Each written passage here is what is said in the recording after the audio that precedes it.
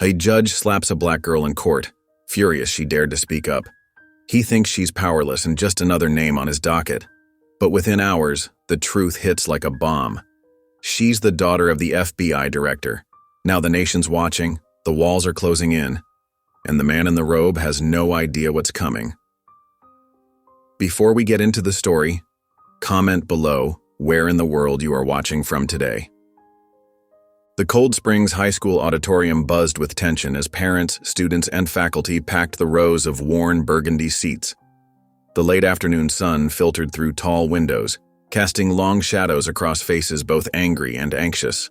At the front, behind a polished wooden table, sat the school board members, their expressions carefully neutral as they faced the crowd of over 200 people. The air felt thick with anticipation, like a storm about to break. Principal Anders sat rigidly in his chair, his thin lips pressed into a tight line. The recent expulsion of Amara Fields had ignited a firestorm that even his usual bureaucratic demeanor couldn't extinguish. Beads of sweat dotted his forehead despite the room's cool temperature. Beside him, board chairwoman Diane Lutz shuffled through papers, occasionally glancing at the restless audience with what seemed like concern in her eyes. Her fingers trembled slightly as she arranged her notes. "Next speaker," called out the timekeeper, her voice barely carrying over the murmur of the crowd. A few heads turned toward the back of the room, waiting. Jania Brooks rose from her seat, smoothing her simple blue blouse. Her heart hammered in her chest, but her steps were steady as she approached the microphone. The metal stand squeaked as she adjusted it to her height. A few whispers followed her path to the front, but she kept her eyes focused straight ahead. "My name is Jania Brooks," she began, her voice clear and strong despite her racing pulse. "I'm here to speak about my friend Amara Fields and about rules that hurt some students more than others." The room grew quieter. Even the usual whispers and rustling of papers stilled. Dozens of eyes locked onto her face, some curious, others defensive. "Our dress code says hair must be neat and conventional," Jania continued, holding up the student handbook, its worn edges testament to how often she'd studied it. "But who decides what's conventional? Amara's natural hair is neat. It's professional, it's beautiful, and most importantly, it's part of who she is." She paused, meeting the eyes of board members one by one. The fluorescent lights overhead made their faces seem paler, more exposed.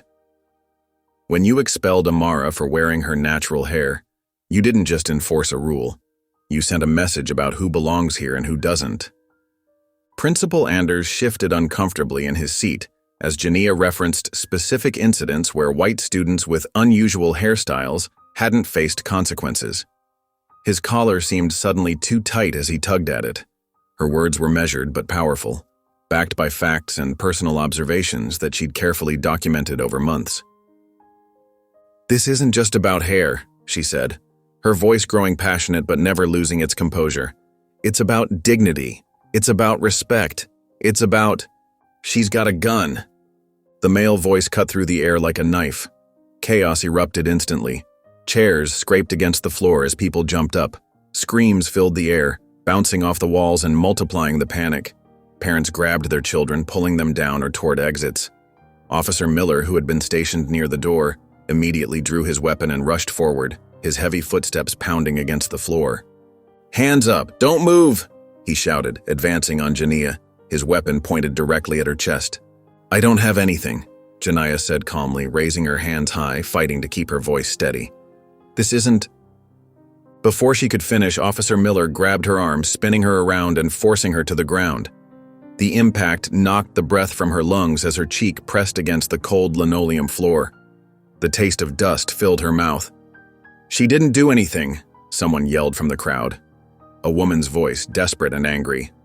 "That's my student," a teacher called out, pushing against the tide of fleeing people. "She doesn't have a weapon." But Officer Miller was already snapping handcuffs around Jania's wrists, the metal biting into her skin. She didn't resist, even as rough hands pulled her to her feet.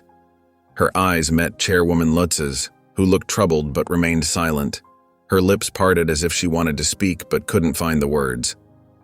As they led her through the chaos of the auditorium, Jania caught glimpses of shocked faces, phones recording the scene, and classmates calling out in protest. Some cried openly while others stood frozen in disbelief. The late afternoon sun hit her face as they pushed through the double doors, leading her toward the waiting police cruiser, its lights flashing blue and red against the brick school building. Officer Miller opened the back door. "Watch your head," he said gruffly, guiding her inside with a firm hand on her shoulder. The door slammed shut with a heavy thud, sealing her in the cage-like back seat. Through the window, she could see students spilling out of the building, some crying, others arguing with the remaining officers. Parents hugged their children close, faces etched with fear and confusion. The cruiser's engine rumbled to life. As they pulled away from the school, Jania watched the crowd grow smaller in the side mirror, her heart heavy but her spirit unbroken. The handcuffs dug into her wrists, but she sat tall, knowing that somehow this moment would not be the end of her story. The fluorescent light buzzed incessantly overhead, casting harsh shadows across the concrete walls of the juvenile detention cell. Jania sat on the hard metal bench, her shoulders hunched against the cold. The gray facility sweatshirt they'd given her was too big, making her feel even smaller in the oppressive space. Her wrists throbbed where the handcuffs had dug into her skin hours earlier, leaving angry red marks that pulsed with each heartbeat. Across the corridor, in another cell, a girl with matted dark hair sat facing the wall, completely silent. Jania had tried catching her eye earlier, hoping for some human connection, but the girl remained turned away, lost in her own world of troubles that Jania could only guess at. "Excuse me," Jania called out as Deputy Sandra Holt passed by, her boots clicking against the concrete floor like a metronome counting down the minutes of her freedom. "Please, I need to call my father. He doesn't know where I am." The guard barely slowed her pace. "Phones are locked until morning, that's policy." Her voice was flat, uninterested, as if Jania's concerns were just another item on a tedious checklist. "But he'll be worried sick," Jania protested, her voice cracking with emotion. "He needs to know I'm okay." Deputy Holt continued walking, keys jingling at her hip like a mocking reminder of who held power here. Should have thought about that before causing trouble. Alone again in the dimness, Jania's fingers found her mother's bracelet, the familiar smooth metal cool against her skin.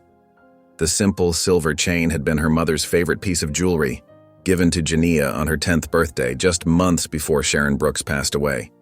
It was her talisman, her connection to everything good and safe in her world. The memory washed over her with startling clarity, her mother's gentle hands fastening the bracelet around her wrist, the scent of her lavender lotion, her warm smile that crinkled the corners of her eyes. "Remember, baby," Sharon had said, "whatever life throws at you, face it with grace under fire. That's how we survive. That's how we win." Tears slid silently down Jania's cheeks as she remembered her mother helping her get ready for school each morning, carefully braiding her hair while humming gospel songs that seemed to vibrate with generations of strength. Sharon Brooks had been elegance personified, a civil rights organizer who taught her daughter to stand tall, speak truth, and never let fear win. But now, in this cold cell, fear crept in anyway. The isolation pressed against her chest like a physical weight, making each breath a deliberate effort. An untouched dinner tray sat by the door, some unidentifiable beige meat and overcooked vegetables that she couldn't bring herself to touch, the smell alone turning her stomach. "Hey," Jania whispered toward the girl in the other cell, trying one more time. "I'm Jania." The silence stretched on, broken only by that endless fluorescent buzz that seemed to drill into her skull. Hours crawled by like wounded animals. Every time Jania closed her eyes, they snapped open again at the smallest sound, the distant slam of a door, the squeak of Deputy Holt's shoes during her rounds, the occasional muffled voice from somewhere in the building that reminded her she wasn't entirely alone in the world. She lay down on the thin mattress, still wearing her clothes from the school board meeting, her mother's bracelet pressed against her racing pulse. The concrete walls seemed to close in with each passing hour, stealing more of her breath. Through the narrow window high above, she could see a sliver of night sky, but no stars were visible through the security mesh, as if even that small comfort had been deliberately taken away. Jania curled onto her side, making herself as small as possible on the narrow cot. Her body was exhausted, muscles aching from tension, but her mind raced with questions. Was her father going crazy with worry? Had anyone from school tried to reach him? Would they believe her side of the story? The fluorescent light flickered overhead, casting strange shadows that danced across the floor, while the silence of the detention center pressed in around her like a suffocating blanket, heavy with loneliness and uncertainty. The harsh knock on the cell bars jolted Jania from her fitful daze. She hadn't truly slept, just drifted in and out of consciousness through the long night, her mind racing between disbelief and fear. "Time for court," Deputy Wade barked, his keys jingling as he unlocked her cell. "Get changed. 5 minutes." His voice held no warmth, just routine efficiency. He tossed her wrinkled clothes from yesterday through the bars, the same modest blouse and jeans she'd worn to the school board meeting. The fabric smelled faintly of the previous day's events. Her stomach growled painfully, reminding her she hadn't eaten since lunch yesterday, but no breakfast appeared, not even water. Jania's hands trembled slightly as she changed, her muscles stiff from the hard bench that had served as her bed. The familiar fabric of her own clothes provided little comfort, but at least they weren't the humiliating jumpsuits she'd seen other inmates wearing. Her mother's bracelet caught the fluorescent light as she smoothed her blouse. At least they'd let her keep that. She ran her fingers over the smooth beads, drawing strength from the connection to her mom. Deputy Wade returned, his face impassive as he cuffed her before leading her through the stark hallways. His grip wasn't cruel, but it wasn't gentle either. Outside, a white transport van waited in the morning chill. 3 teenage boys already sat inside, their orange jumpsuits bright against the vehicle's gray interior. Jania kept her eyes fixed on the floor as she was guided to a seat, feeling their curious stares burning into her. The van rumbled through morning traffic, each bump sending a jolt through her tired body. Through the mesh-covered windows, Jania caught glimpses of normal life continuing. People walking dogs, heading to work, sipping coffee, living their regular Tuesday morning routines. It felt surreal, like watching a movie about a world she no longer belonged to. At the courthouse, whispers followed their small procession through security.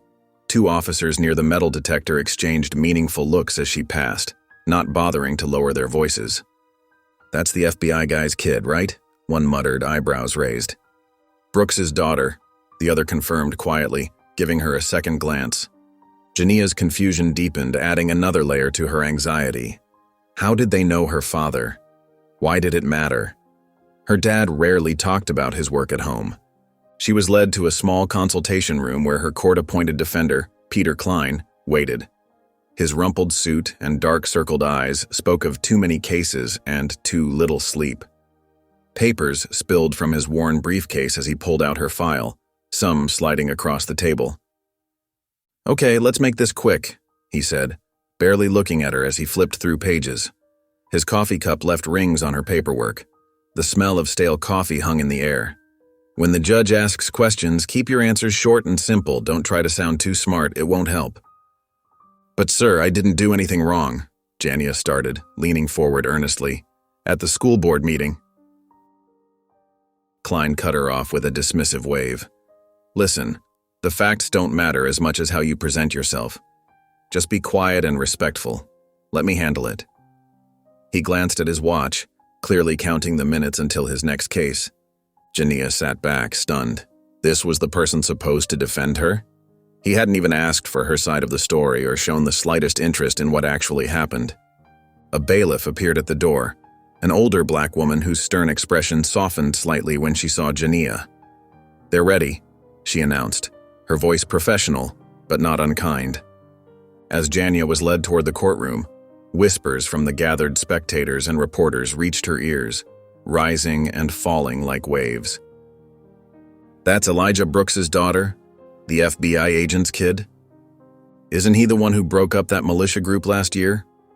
None of it made sense. Her father worked important cases, she knew that much. But why did everyone here seem to know about him? Why were they watching her so closely? She felt like a specimen under glass. The heavy courtroom doors swung open with a creak, Jania's heart pounded so hard she could feel it in her throat as she was led inside, the wood-paneled walls seeming to close in around her. The room smelled of polish and tension. As the door clicked shut behind her with finality, she raised her eyes to the bench, trying to steady her breathing. There sat Judge Thomas Harrow, adjusting his black robes with practiced movements. He looked up, and their eyes met for the first time. Something in his gaze made her blood run cold.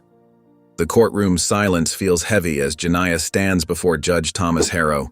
Her heart pounds, but she keeps her shoulders straight, just as her mother taught her. The fluorescent lights cast harsh shadows across Judge Harrow's face as he studies her file, his lips curled in what looks more like contempt than consideration. The cold air of the courtroom prickles her skin, but she refuses to shiver. "Honor student, huh?" His voice carries a mocking edge that makes Jania's stomach tighten. She can feel everyone's eyes on her, the bailiff, the spectators, even her own lawyer who hasn't said more than 10 words to her since they met 30 minutes before the hearing. "Yes, Your Honor," Jania responds clearly, her voice steady despite her nerves. "I maintain a 4.0 GPA and participate in several school clubs, including debate and community outreach." Harrow's eyes narrow, the skin around them crinkling with disapproval. "And you think that gives you the right to cause disruptions at school board meetings? That your grades somehow put you above the rules?" "No, Your Honor. I was exercising my right to peaceful protest. There was no disruption until someone falsely claimed." Her words come measured and respectful, despite the trembling in her fingertips. "I didn't ask for your opinion on the matter." Harrow cuts her off sharply. His knuckles whiten around the edge of his desk, veins protruding beneath aging skin. Jania takes a careful breath, counting to 3 silently as she steadies herself. "I apologize, Your Honor. I'm simply trying to explain what happened." "What happened?" Harrow's voice rises, echoing off the wood-paneled walls. "Is that you deliberately incited chaos at a public meeting. You undermined authority and encouraged others to do the same." "Sir, with respect, I was speaking calmly about school policies that disproportionately affect minority students when—" "There's that defiance again," Harrow interrupts, standing up behind his bench. His face has reddened, blotches of anger spreading across his cheeks. "You just can't help yourself, can you? This attitude is exactly the problem." The room grows tenser with each exchange. Jania's public defender, Mr. Klein, stares at his shoes, saying nothing, his briefcase clutched tightly in sweaty hands. She feels completely alone in a room full of people. "I'm not being defiant, Your Honor. I'm trying to tell the truth about what occurred." Her voice remains level, though her heart hammers against her ribs. Something snaps in Harrow's expression. Before anyone can react, he steps down from the bench, crosses to Jania, and strikes her across the face with an open palm. The crack of the slap echoes through the stunned courtroom like a gunshot. Jania's head snaps to the side, her cheek instantly burning with fiery pain. She tastes blood where her teeth cut into her inner cheek. For a moment, she can't breathe, can't think. Her mother's bracelet feels cold against her wrist, the familiar weight anchoring her to reality. Gasps and murmurs ripple through the gallery. Someone whispers, "Oh my God," loudly enough to be heard. Bailiff Morgan takes a half step forward, then stops, clearly torn between duty and disbelief. Mr. Klein remains frozen, his face pale as paper, mouth slightly open. Jania slowly turns her head back to face forward. She doesn't raise a hand to her swelling cheek. She doesn't cry. She simply stands there, looking straight ahead, her mother's words echoing in her mind. Grace under fire. Harrow's chest heaves as he glares at her. His hand is still raised, trembling slightly. When she doesn't cower or break down, his face twists with something that looks like fury mixed with fear, as if her composure threatens him more than any outburst could. He storms back to the bench, snatches up his gavel, and slams it down so hard the sound makes everyone jump. "Court adjourned," he barks, spittle flying from his lips. The bailiff finally moves, gently taking Jania's arm to escort her out. As they walk toward the holding room, the whispers behind them grow louder, and through the windows, she catches glimpses of people already on their phones, fingers flying across screens, the news of what just happened spreading like wildfire. Judge Thomas Harrow leans back in his leather chair, savoring the rich aroma of his afternoon coffee.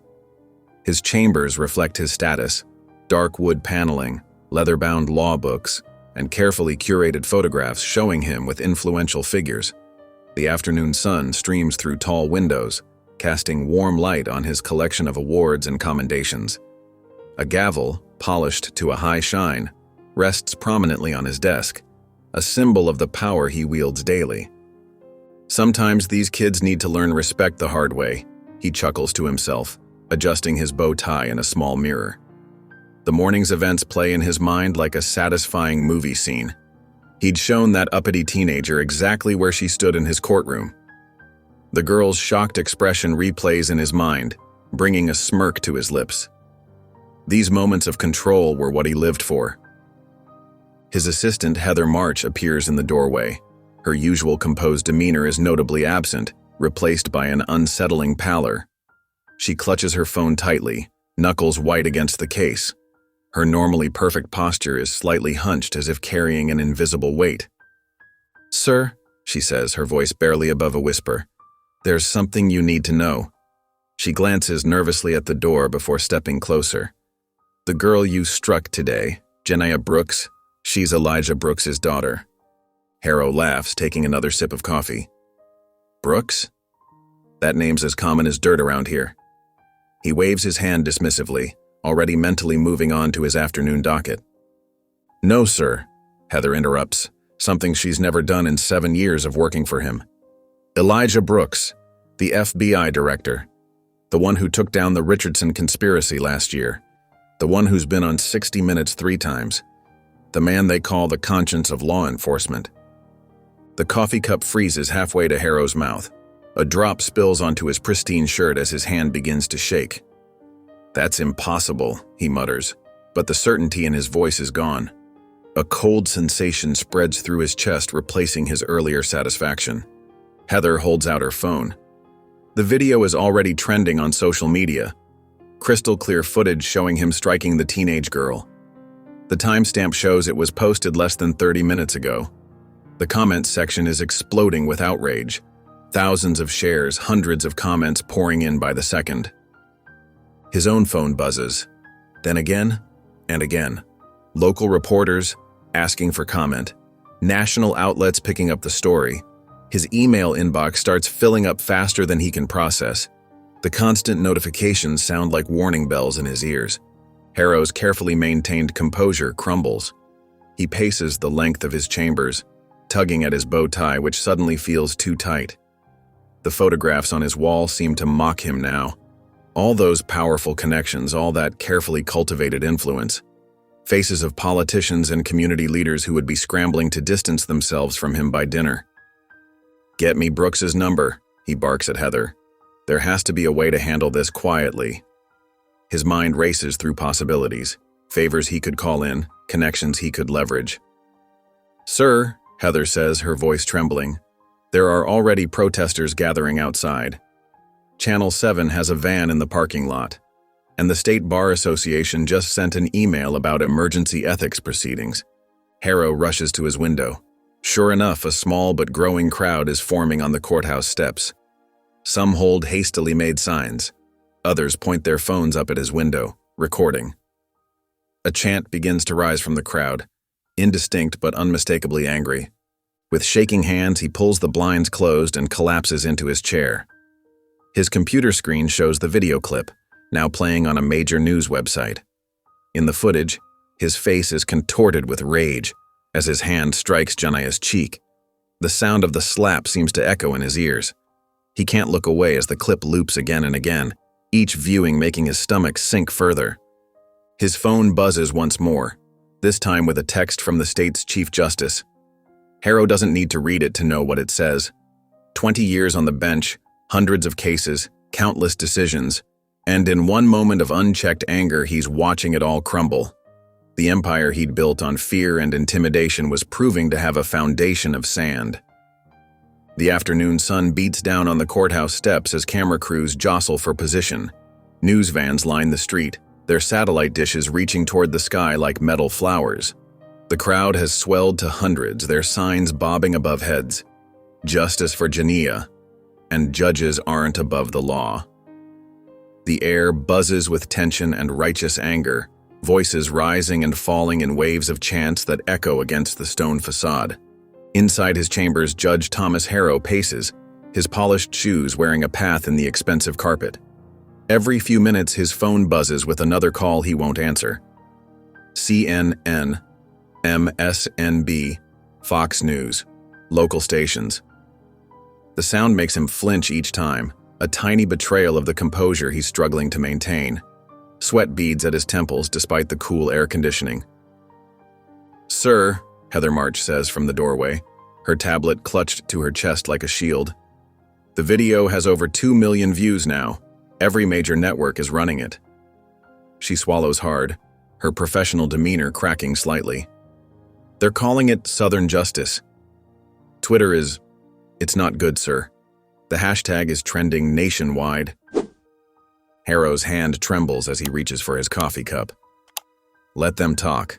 This will blow over." His voice lacks the conviction his words attempt to convey. "Sir, I really think we should issue a statement. Something conciliatory." "Absolutely not." The cup slams down, coffee sloshing onto papers, staining them brown. "The moment we apologize, we admit wrongdoing. I will not be crucified by the court of public opinion." His face flushes red, the veins in his neck standing out. Outside, the chants grow louder, a rhythmic pulse against the building's walls. Harrow moves to the window, peering through the blinds with fingers that part the slats just enough. Police in riot gear form a line between protesters and the building entrance, their shields gleaming in the sunlight. News cameras swing toward any movement at the doors, hungry for the next development in the unfolding drama. Across town, a black SUV with tinted windows winds through back streets, avoiding main roads and potential followers. Jania sits in the back, flanked by 2 federal agents in dark suits, their expressions professionally neutral. Her cheek still throbs where Harrow struck her, a dull, persistent ache that matches her heartbeat. The female agent, Torres, offers her a bottle of water, but Jania shakes her head, her eyes fixed on some distant point beyond the window. They stop for gas at a small station on the outskirts of town, the kind of place that still has analog pumps and faded advertisements in the windows. Through the window, Jania catches a glimpse of herself on the store's mounted TV. The footage plays in slow motion, her steady stance, Harrow's sudden movement, the impact that knocked her sideways. She turns away, her mother's bracelet cool against her wrist, a small comfort in a world suddenly turned upside down. "We'll be there soon," Agent Torres says softly as they pull back onto the road, her voice gentle but not pitying. The safe house is a modest ranch-style home in an unremarkable neighborhood of similar houses with neatly trimmed lawns. Inside, the walls are bare white, the furniture generic, a place designed to be forgotten. Jania sits on the edge of a gray couch, still wearing yesterday's clothes, her fingers absently tracing the pattern on her mother's bracelet. Hours tick by in silence, marked only by the steady rhythm of the wall clock. When the knock comes, it's gentle but firm, a familiar cadence. Jania opens the door slowly, her heart pounding. There stands Elijah Brooks, his powerful frame filling the doorway, shoulders squared despite his evident exhaustion. His usual crisp suit is slightly rumpled from the flight, his eyes tired but intense, taking in every detail of his daughter's face. For a moment, father and daughter just look at each other, 5 years of distance hanging between them like a heavy curtain neither knows how to part. The sounds of the day fade away, the reporters' questions, the protesters' chants, Harrow's angry denials. In this quiet moment, there is only a father seeing his daughter's bruised face, the mark of violence he couldn't prevent, and a daughter seeing her father's barely contained rage and guilt, the emotions he rarely allowed the world to witness. The safe house living room felt like a museum after hours, still, sterile, and unnaturally quiet. Jania sat on the edge of a stiff beige couch, her mother's bracelet catching the dim light as she twisted it around her wrist. Across from her, Elijah Brooks cut an imposing figure even in his rumpled suit, his broad shoulders tight with tension. The wall clock ticked away seconds that felt like hours. "Baby girl," he said softly, stepping forward to embrace her. Jania's body went rigid at his touch. The nickname felt foreign now, like borrowed clothes that didn't quite fit. They hadn't seen each other in months, and now here they were, reunited under fluorescent lights and armed guards who stood silently in the hallway. They settled into seats across from each other, the coffee table between them like a demilitarized zone. The silence stretched thin and brittle. A car passed outside, its headlights briefly illuminating the room through the heavy curtains. "How are you feeling?" Elijah finally asked, his deep voice gentle but formal, his hands clasped tightly in his lap. Jania stared at the bland carpet, her fingers still working at her bracelet, twisting it faster now. The question hung in the air until she lifted her eyes to meet his. "You weren't there," she said quietly. Each word weighted with disappointment. Pain flickered across Elijah's face before his features settled back into their usual mask of calm control. His tie hung loose around his neck, a rare sign of dishevelment. "The president himself asked me to step back from this investigation. We have to handle this carefully." "Handle this?" Jania's voice cracked slightly. "Is that what we're doing?" "There are procedures that need to be followed," Elijah continued, leaning forward, his elbows resting on his knees. "We'll pursue justice, but we have to do it the right way. The media attention." "The media attention?" Jania stood up suddenly, her hands clenched at her sides, trembling slightly. "A judge hit me in open court. He hit me, Dad. And instead of being here, you were taking calls about optics and procedures. Jania, please understand, this situation requires patience," she cut in, her voice rising. "Public perception management? I know all the terms, Dad. I've heard them my whole life." Her voice grew quiet but intense, like a knife's edge. "He hit me, and the world is still asking if I deserved it." Elijah's jaw worked silently as he watched his daughter's face, so like her mother's, especially now, fierce with righteous anger. He saw the slight swelling on her cheek where Harrow's hand had landed, now turning a subtle shade of purple. Something primal and protective rose in his chest, warring with years of trained restraint.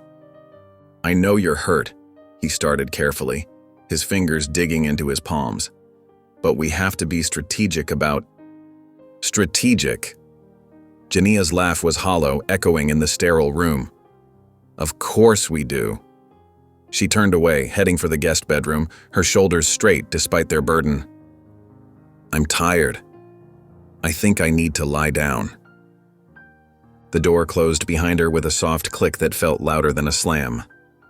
Elijah remained seated, staring at the empty chair across from him, the cushion still holding the impression of where his daughter had sat. His phone buzzed in his pocket. Another call from Washington, no doubt. Another crisis meeting about containment and consequences. In the bedroom, Jania perched on the edge of the unfamiliar bed, its stiff mattress creaking under her weight, her phone glowing in the darkness. She pulled up the video that was now everywhere, her own face frozen in shock as Harrow's hand connected with her cheek. She pressed pause, studying the moment like a stranger might, the courtroom lights harsh and unforgiving in the frame. Through the wall, she could hear her father's measured tones as he took another call. The words were muffled, but she could guess their shape. Protocol, procedure, proper channels. Always the voice of reason, even when reason had nothing to do with it. A siren wailed in the distance, its cry matching her internal turmoil. She touched her cheek gently, the ache a dull reminder. The safe-house walls seemed to press in around her, painted an institutional shade of beige, and she had never felt more alone. The bracelet on her wrist, her last connection to her mother, felt heavier than ever. The morning sun cast long shadows across the FBI regional office's marble steps as news vans jostled for position along the crowded street.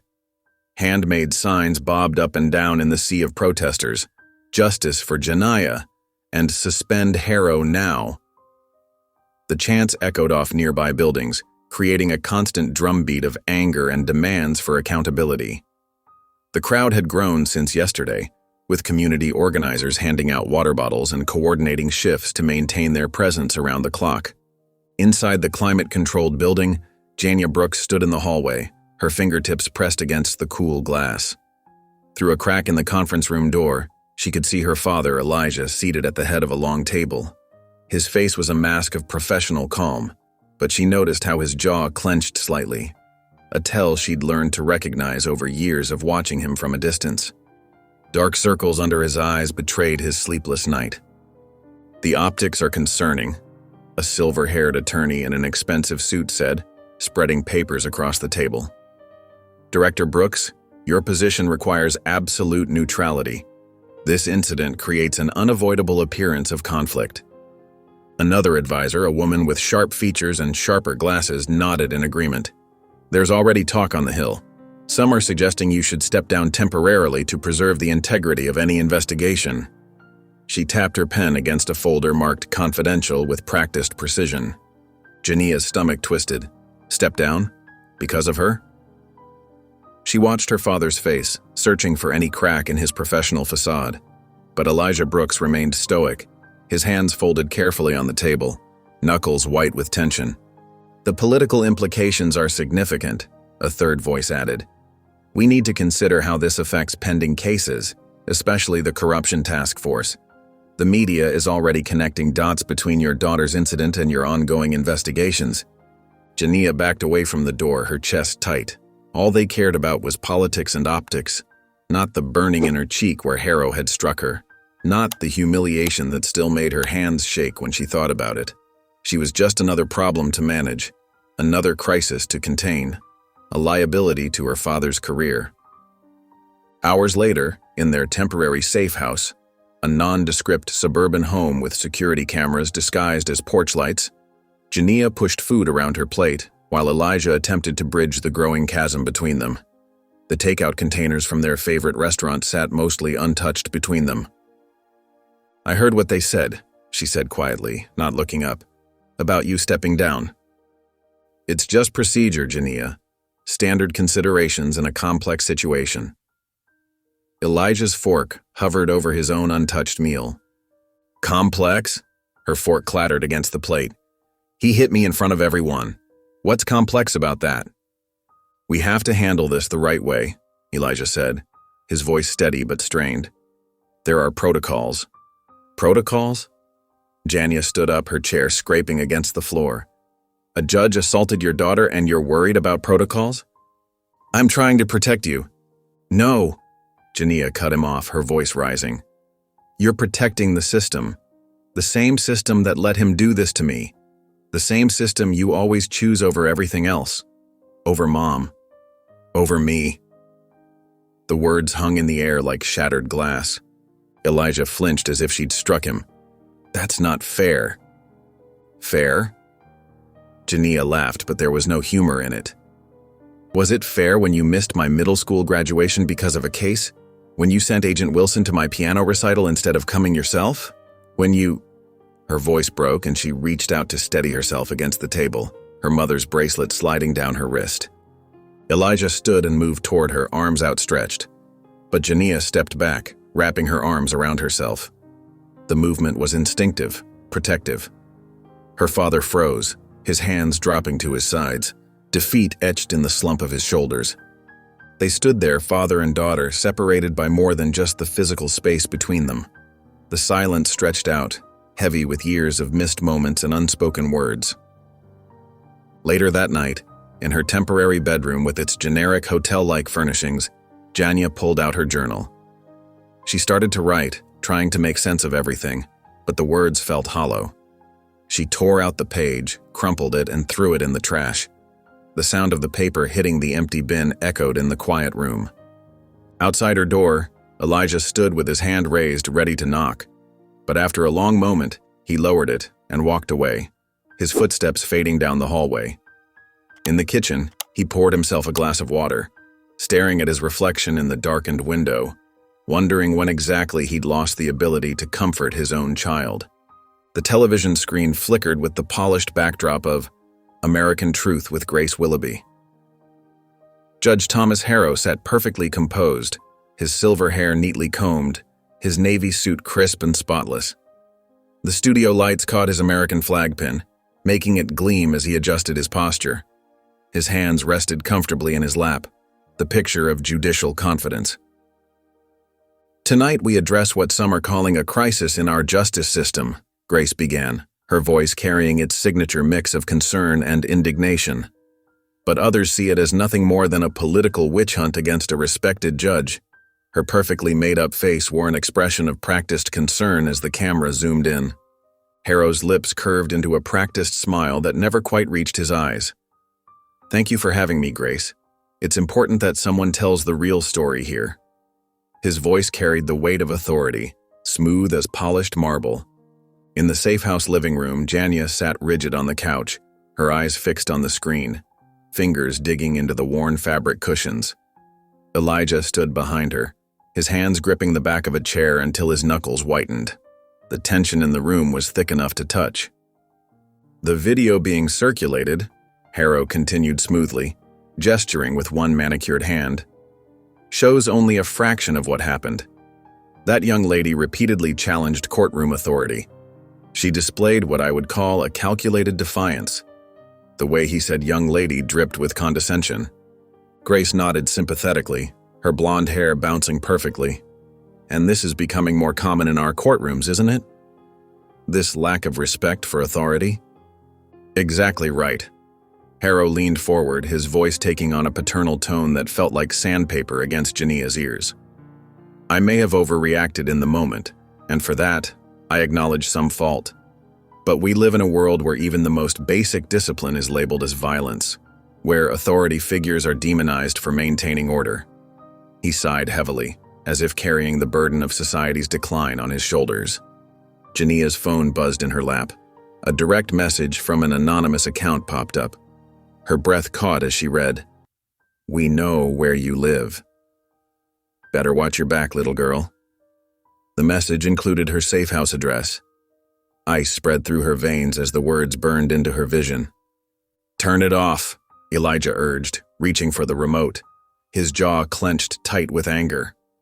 Jania pulled away, clutching the remote to her chest. "Number, I need to hear what he's saying about me." Her voice was quiet but determined. On screen, Grace was building to one of her trademark monologues, her eyes gleaming with righteous fervor. "So what we're really seeing is an attack on our entire justice system, isn't it? Using this one incident to undermine—" "Dad," Jania's voice cracked as she held up her phone. Elijah snatched it immediately, his face darkening like a thundercloud as he read the threat. He pulled out his own phone, barking orders to his security team, his entire body shifting into protection mode. "Lock down the perimeter. I want a trace on this account now. Full cyber team activated." His voice was controlled but tight with anger, the vein in his temple visibly pulsing. Meanwhile, Harrow's interview continued in the background, his words floating through the room like poison. "What concerns me most," he said with false gravity, adjusting his tie, "is how quickly people rush to judgment. How eager they are to destroy a man's career over one moment of—" Jania stood abruptly and walked to her room, her legs shaking beneath her. She locked the door behind her and slid down against it, finally allowing the tears to fall, hot and silent down her cheeks. Her phone lay on her bed where she dropped it, Harrow's frozen face still visible on the screen, smug, unrepentant, and now somehow even more threatening than when he'd struck her. Through the door, she could hear her father coordinating with security teams, his voice a mix of professional command and parental fear. But even that couldn't drown out Grace Willoughby's final words floating from the TV, a perfect example of how the radical left weaponizes isolated incidents. The words hung in the air like a mockery of everything Jania had endured. The morning sun filtered through the bulletproof windows of the safe house, but Jania barely noticed. Her phone buzzed constantly, each notification making her flinch. She scrolled through hundreds of messages, her finger hovering over each one like touching a hot stove. She got what she deserved. The words glowed on her screen, making her stomach turn. She clicked on the profile, a blank avatar, no real name, just another faceless voice telling her she deserved violence. Another message popped up, should have shown respect. And another, attention-seeking brat. Each one cut deeper than the last. Outside, the street had transformed into a battlefield of signs and shouting. One group waved "Justice for Jania" posters, while others held up back the badge, and support Judge Harrow signs.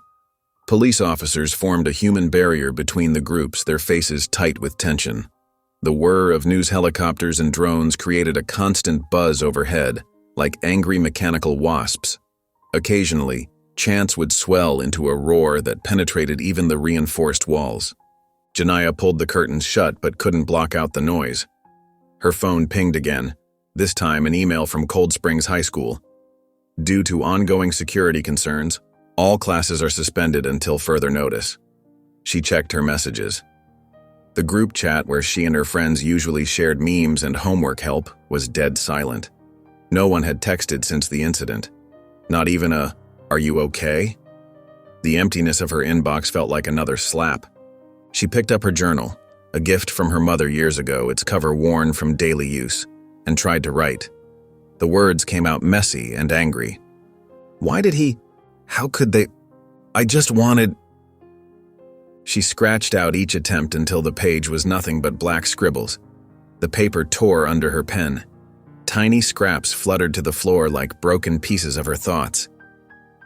Around dinner time, Elijah knocked softly before entering with a plate. Steam rose from perfectly grilled chicken and bright green vegetables. He'd clearly tried to make it look appealing, but the sight of food made her queasy. She noticed the careful arrangement, his attempt at normalcy through a home-cooked meal. "You need to eat something," he said, his deep voice gentle but firm. His eyes, usually sharp and focused, now held a softness that made her want to cry. Jania turned away from him, curling deeper into her chair. "I'm tired," she mumbled. The words felt heavy in her mouth, like stones she could barely push out. "Jania, please. I said I'm tired." Her voice cracked slightly, betraying the emotion she fought to contain. Elijah stood there for a long moment, the plate still extended. Finally, he set it down on her desk and left, closing the door with a quiet click that somehow hurt more than if he'd slammed it. His footsteps faded down the hallway, measured and controlled, just like everything else about him. As night fell, Jania lay in bed, her phone held above her face. The video played again, her standing straight-backed before the judge, answering clearly. Harrow's face twisting with rage, the sharp crack of his hand against her cheek. She kept rewinding, zooming in on Harrow's expression.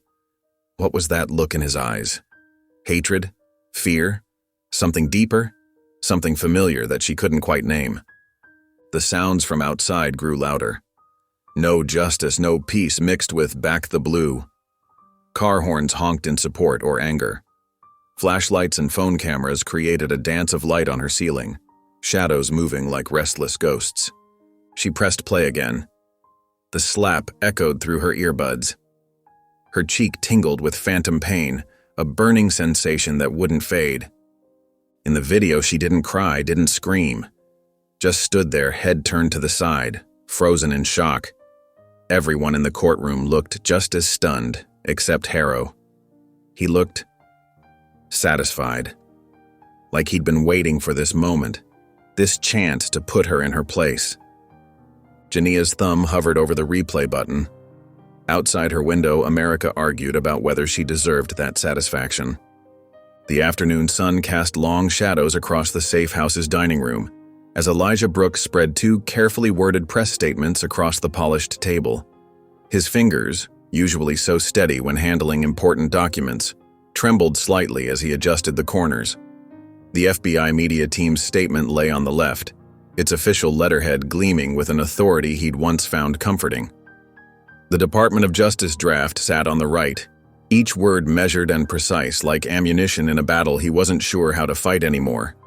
Jania remained curled on the couch, drowning in yesterday's oversized hoodie, her hands tucked into the worn sleeves. Dark circles shadowed her eyes from another sleepless night, making her look older than her 16 years. Her phone lay face down beside her, finally silent after she'd muted all notifications, though the occasional vibration still sent tremors through the cushions. "We need to get ahead of this," Elijah said, his voice carrying that familiar authoritative tone he used in briefing rooms, the one that had solved countless crises before. "A joint statement from both of us would show unity, strength. It's the smart play here." "No." Jania's voice was quiet but firm, like steel wrapped in silk. Elijah paused, his hand hovering over the papers, uncertainty flickering across his usually composed features. "What do you mean, no?" "This is how we fix this. This is what I do." "Fix what?" Jania stood slowly, her shoulders straight despite her exhaustion, her mother's quiet dignity showing through. "Fix the fact that a judge hit me? Or fix how it looks for your career? Which one matters more to you?" "That's not fair," Elijah protested. But his daughter wasn't finished, her words gaining momentum like a wave about to break. "I'm not your campaign," she said, each word deliberate and sharp enough to draw blood. "I'm not a press release or a photo op. I'm your daughter." Her voice cracked on the last word, revealing the pain beneath her composure. Elijah stepped toward her, frustration building in his chest like a storm. "Everything I've done has been to protect you. Every case, every investigation." "Protect me?" Jania laughed, but there was no humor in it, only years of accumulated hurt. "Where were you when I had nightmares after Mom died? When I won the debate championship? When I needed a father instead of a guardian? When I cried myself to sleep?" "I was serving my country." Elijah's voice rose, echoing off the walls of their temporary sanctuary. "Making the world safer for you. Everything I've done has been for you." "The world?" Jania backed away as he approached, her mother's bracelet catching the light like a warning. "You always talk about justice for everyone else. But where's justice for me, Dad? Where were you when that judge—" She stopped, swallowing hard against the memory. Elijah reached for her, his face softening with belated understanding. "Baby, I'm trying." "Don't." She stepped back again, wrapping her arms around herself like armor. "You always talk about justice, but never when it's mine. Never when I needed you to just be my father. Not an agent, not a hero. Just my dad." The silence that followed felt heavier than any words, thick with decades of missed moments and good intentions gone wrong. Elijah stood frozen, his carefully crafted statements forgotten on the table, suddenly meaningless. His daughter's words hit harder than any criticism he'd faced in his career, because this time, the judgment came from the one person he'd tried hardest to protect. That night, Jania lay in her bed, the ceiling fan spinning lazy circles above her, its soft whirring a poor lullaby. The photo on her nightstand showed her mother's radiant smile as she held baby Jania, both of them caught in a moment of pure joy.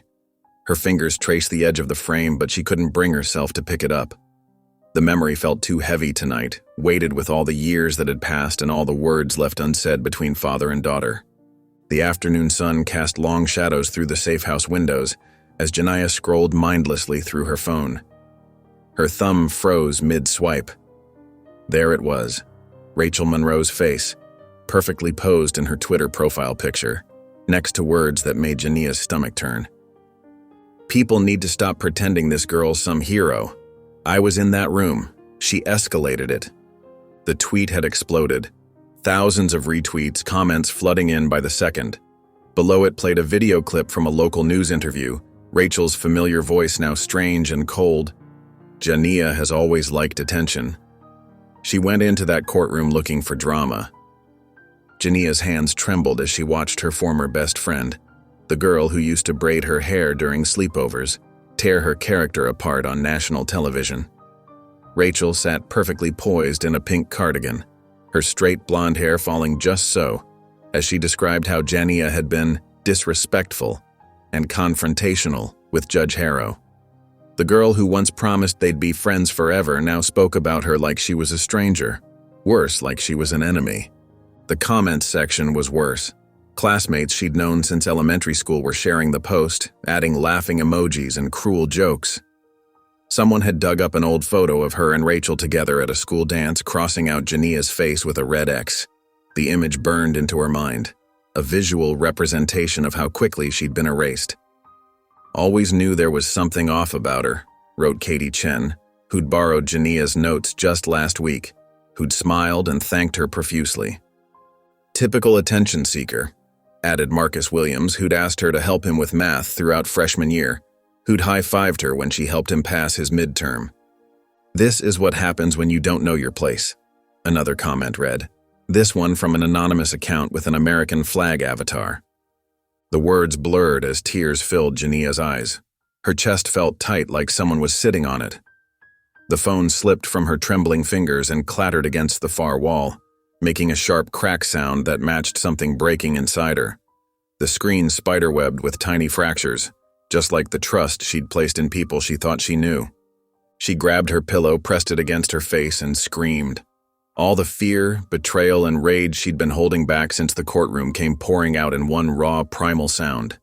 She screamed until her throat hurt, until spots danced behind her eyes, until her lungs burned for air.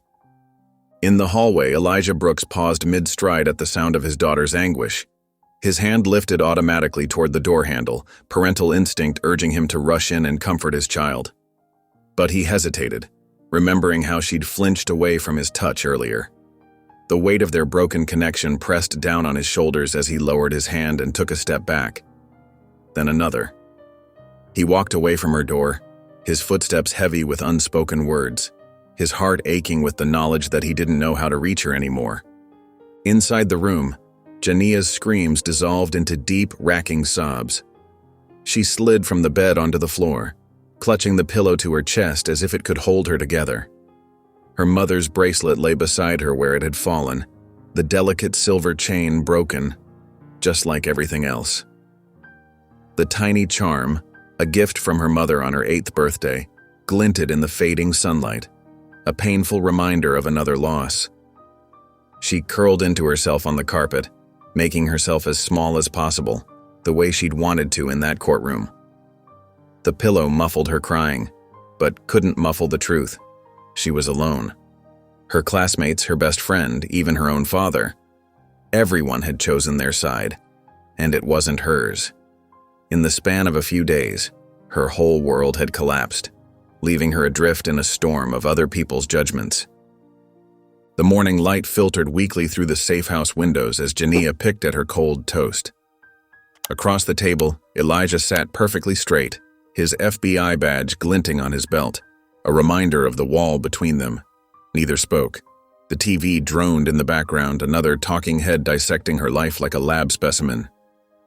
The 15-year-old displayed vocabulary and composure unusually sophisticated for her age, the anchor said, her tone suggesting suspicion rather than praise.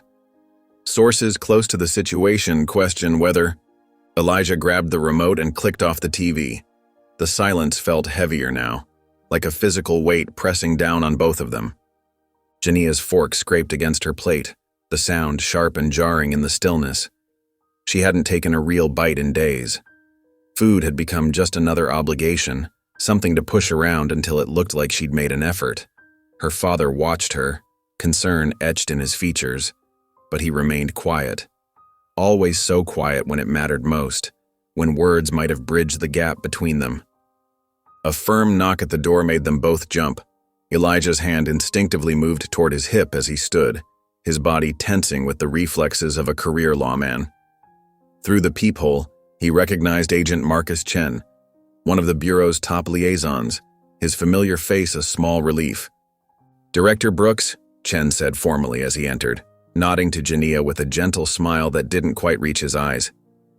"We need to discuss the Harrow investigation." Jania's spine stiffened at the judge's name. She stayed at the table listening, her fingers curling tightly around her fork. "The Bureau is launching a formal investigation into Judge Harrow's conduct," Chen explained, his voice careful and measured, as if walking through a minefield. "Given your personal connection to the case, we'll need your official recusal." Elijah nodded without hesitation. "Of course, I'll sign whatever's needed." "Dad!" Jania's voice cracked through the room like glass breaking. Both men turned to look at her. "So that's it? You're just stepping away?" "It's protocol, Jania," Elijah said, his tone gentle but firm, the voice he used for press conferences in difficult situations. "We have to do this by the book." "The book," she repeated, the words bitter in her mouth like medicine. "Always the book." Outside, voices grew louder. a rising tide of opinion. A new wave of protesters had arrived. Jania moved to the window, peering through a gap in the curtains. Signs bobbed in the morning air like colorful buoys. Some read "Justice for Jania," while others declared "Stop the race card" and "Back the badge." Complete strangers fighting over her truth. Her phone buzzed. Another direct message from an anonymous account. "We know where you sleep." She deleted it without showing her father. What was the point? He'd just tell her to trust the process, to let the system work. But the system had already worked exactly as it was designed to, leaving her voice muffled and her pain dismissed like it wasn't even real. Agent Chen left with signed papers in hand. Elijah tried to catch Jania's eye, but she was already heading to her room, shoulders squared against whatever comfort he might offer. "Nia," he called after her, using her childhood nickname for the first time in years. "We have to be smart about this." She paused in the doorway but didn't turn around. Smart like following protocol? Or smart like staying quiet while a man hits your daughter? The door closed behind her with a soft click, a gentler sound than the slam she felt inside. Sitting at her desk, she pulled out her journal, the one thing that still felt truly hers. Her hand trembled slightly as she wrote, "He says it's protocol. I call it silence." The amber glow of bourbon caught the firelight as Judge Thomas Harrow sat in his leather armchair, the crystal tumbler trembling slightly in his grip. The TV played silently, showing footage of protests outside the courthouse. His own face appeared on screen. That moment, that slap, played over and over again, his features contorted with rage. He reached for the remote and turned it off with a forceful click. The darkness felt familiar, almost comforting, like an old blanket he could hide beneath. He pulled an old photo album from the bottom drawer of his desk, its leather binding cracked with age and worn smooth at the corners. Inside, protected by yellowing plastic sheets that crinkled under his touch, was a photograph that made his throat tighten. His father, Sheriff Ray Harrow, standing tall in his crisp uniform, badge gleaming in the Alabama sun, eyes hard as flint. The memory hit him like a physical force, transporting him back to a sweltering summer evening in 1983. He could smell the honeysuckle that grew wild along their front porch, feel the rough wooden boards under his bare feet, hear the cicadas droning their endless summer song. 10-year-old Thomas sat on the steps, knees pulled to his chest, watching his father pace back and forth, boots striking the wood with authoritative thuds that seemed to shake the whole house. "Boy needs to learn," Sheriff Ray was saying, his voice thick with anger, tobacco-stained teeth flashing as he spoke. "These people, they don't understand anything but force. Never have. Never will." He was talking about the Johnson boy from down the road, who'd allegedly stolen fruit from old Mrs. Mason's garden, just a few peaches that had fallen to the ground. Young Thomas watched as his father broke a thin branch from the peach tree, stripping it of leaves with practiced efficiency, calloused fingers working methodically. "Come here, son," Ray commanded, holding out the switch. "Time you learned how the world really works, a man's got to maintain order." Thomas's hands shook as he took the branch. It felt wrong in his grip, too heavy with meaning, too light in weight. "But Daddy, maybe he didn't. Maybe it wasn't him," he whispered, eyes fixed on the ground. The back of Ray's hand caught him across the mouth, not hard enough to leave a mark, but enough to silence, enough to sting both skin and pride. "Don't you question me, boy. You want to be a man? Then you better learn who's in charge. Weakness gets you nowhere in this world." They walked down the dirt road, Thomas trailing behind his father like a shadow, the switch clutched in his sweaty palm. The Johnson family's small house came into view, paint peeling from its wooden siding, and Thomas's stomach churned with acid dread. Willie Johnson, just a year older than Thomas, stood in the yard, frozen like a deer in headlights as Sheriff Ray approached, the evening sun casting long shadows ahead of them. "Your boy needs teaching," Ray announced to Willie's mother, who stood helplessly on her porch, dish towel twisted between her work-worn hands. "And my boy's gonna help do it. That's how he learns to be a man." Thomas felt the switch in his hand, saw Willie's wide, terrified eyes. Something inside him screamed to run, to refuse, to fight back. But his father's shadow loomed large, and the weight of expectation pressed down like a physical force, crushing his small rebellion before it could form. "Do it," Ray commanded. "Show them who's boss." The first strike was weak, hesitant, barely touching Willie's arm. "Harder!" Ray barked, his voice like thunder. The second strike drew a whimper that Thomas would never forget. By the third, Thomas had closed his eyes, trying to shut out Willie's quiet sobs and his own shame that burned hotter than the summer air. That night, Thomas sat alone in his dark bedroom, the switch hidden under his bed like a guilty secret, a serpent waiting to poison his dreams. He could still hear his father's words of approval. "That's how you keep order. That's how you make them respect the law. Remember that, son." Back in the present, Judge Harrow drained his glass, the bourbon burning less than the memory that had never faded. The photo of his father stared back at him, proud and stern in his uniform. Harrow touched his own face, feeling the deep lines of age and authority that now matched his father's, wondering when exactly he had become the man in the photograph. "She looked me in the eye," he whispered to the empty room, remembering Jania's steady gaze. Just like Willie Johnson had, all those years ago. The same defiance, the same quiet dignity that had made his father so angry, that now made something inside him crack like thin ice. He switched off the lamp, letting darkness fill the room. In the shadows, past and present blurred together, the switch in his young hand, the slap in the courtroom, his father's approving nod, the gasps of shock from the gallery, all of it echoing in the dark, a chorus of ghosts that wouldn't let him rest. The afternoon sun cast long shadows across the safe house's back porch, as Jania sat cross-legged, torn journal pages scattered around her like fallen leaves. Her fingers traced the ragged edges where she'd ripped out entry after entry, each one failing to capture the storm inside her. The screen of her phone lit up with another notification, this one different from the flood of hate and threats she'd grown numb to over the past week. "I believe you. Say the word and I'll bring the mic." The message was from Layla Santiago, a young journalist she'd met during career day. Jania remembered how Layla had spoken passionately about giving voice to untold stories, how her dark eyes had sparked with determination when she'd talked about truth-telling in a world of noise. Her heart pounding against her ribs, Jania glanced through the window where two FBI agents stood guard, their faces serious as they scanned the perimeter. She typed back quickly, fingers trembling slightly. "Downtown cafe, 4 p.m. Getting out wasn't easy. She waited until the shift change, watching the clock tick by with painful slowness, then slipping through the back gate while the agents were switching positions.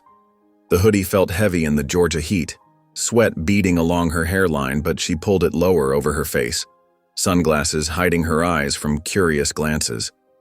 The cafe was quiet, just a few afternoon regulars nursing cold drinks in the air-conditioned refuge. Layla sat in a corner booth.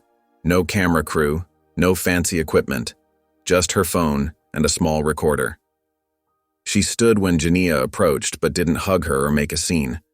Just a simple nod of recognition, understanding the need for discretion. "You don't have to say anything you don't want to," Layla said softly as Jania slid into the booth.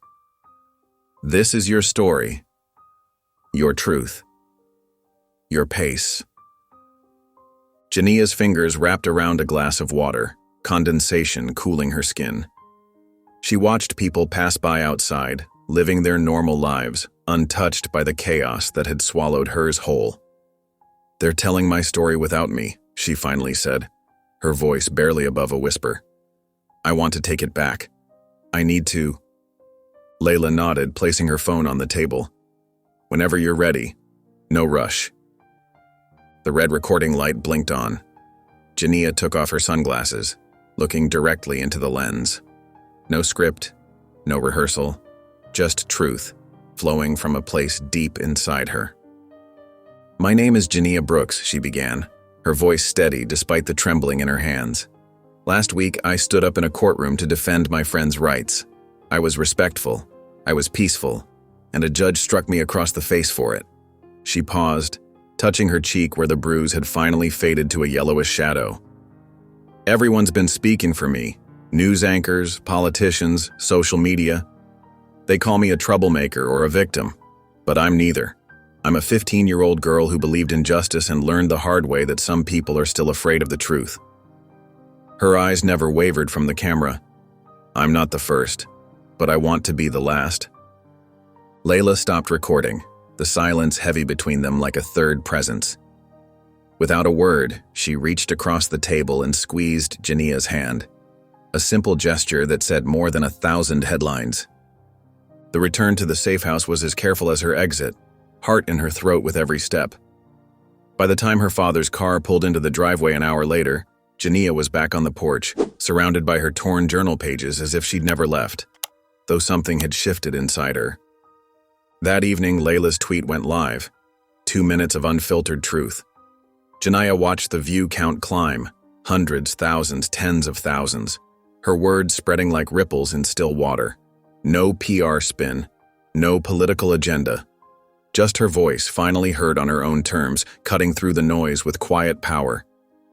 The slam of Jania's bedroom door echoed through the safe house as Elijah burst in, his normally composed demeanor cracking. His phone screen glowed with Jania's viral interview, her determined face frozen mid-sentence. The light cast harsh shadows across his weathered features, highlighting the worry lines that had deepened over the past week. "You went behind my back," he said, voice tight with controlled anger and underlying fear. "Do you have any idea what you've done?" Jania sat at her desk, shoulders straight, chin lifted, a mirror of his own stubborn posture. Her homework lay abandoned beside her, replaced by scribbled notes about her interview. "I did what needed to be done, what you wouldn't do. This isn't about courage, Jania. This is about procedure, about keeping you safe." "Procedure?" Jania stood up, her voice rising. The chair scraped loudly against the floor. "A man hit me in front of everyone. My so-called friends are calling me a liar. People are threatening to kill me. And you're talking about procedure?" Elijah stepped closer, his FBI director mask slipping.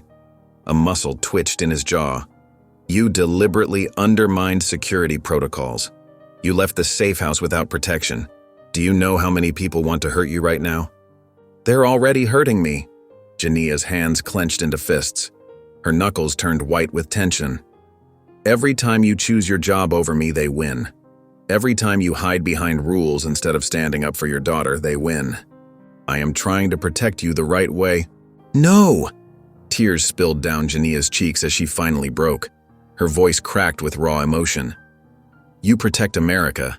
You protect justice. You protect your precious protocols. But you don't protect me, you never have." The words hung in the air like shattered glass. Elijah's face went slack, as if physically struck. For a moment, he looked lost. Not the commanding FBI director, but a father realizing he'd failed his child. The truth hit harder than any bullet he'd ever faced. Without another word, he turned and walked out. The soft click of the door felt louder than any slam could have been. Jania's legs gave out and she collapsed onto her bed. Her chest heaved with silent sobs as she curled into herself, feeling both stronger and more alone than ever. The stuffed bear she'd had since childhood sat witness to her pain from the corner of her pillow.